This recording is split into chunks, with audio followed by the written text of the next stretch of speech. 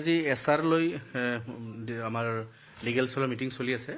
আমাৰ মাননীয় সভাপতি বদৰুদ্দিন আজমল সাহেব আছে আৰু আমাৰ কেইবাজন এডভোকেট আছে, আমাৰ কেইবাজন বিধায়ক আছে।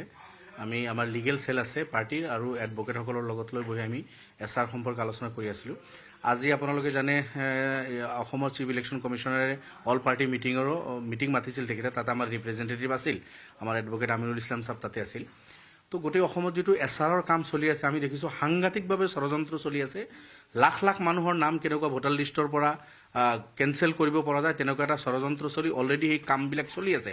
কিন্তু আমি লক্ষ্য কৰিছোঁ নিৰ্বাচন বিষয়া ইলেকশ্যন কমিশ্যনাৰে তেখেতৰ যিটো যেনেকৈ এই বিষয়ে পদক্ষেপ ল'ব লাগিছিল সময়ে সময়ে আমি জনাই আহিছোঁ এই সমস্যাৰ কথা বাৰ্তাখিনি, কিন্তু তেখেতে যেনেকৈ একশ্যন ল'ব লাগিছিল তেনেকৈ একশ্যন কিন্তু আমি দেখা নাই।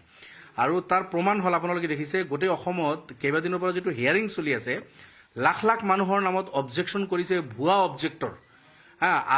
আপোনাৰ অবজেকশ্যনকাৰী যিজন আছিল এইজন ভুৱা নাম দি নিজে নাজানে বুলি কৈছে বহুতে, আৰু সেইজনৰ নাম ঘৰত বহি বহি শ শ মানুহৰ নামত, এজনৰ নামত 50 জন, 60 জন, 70 জন, 80 জন, 100 জন মানুহৰ নামত কমপ্লেইন কৰিছে। কমপ্লেইনাৰ ছিংগল এজন মানুহ, আৰু সেই মানুহজন নাজানেও, বহুতে নাজানেও, আৰু বহুতে হয়তো জানি বুজিও জবৰদস্তি কৰিছে। এনেকুৱা লখিমপুৰৰ এজন ব্যক্তি তেখেতে নিজে আহিছে যে মোৰ নামত ভুৱা অবজেক্টৰ মোক বনাইছে, মই নিজে অবজেকশ্যন কৰা নাই, আৰু বহুত মানুহৰ এনেকৈ হাৰাশাস্তি খাই আছে।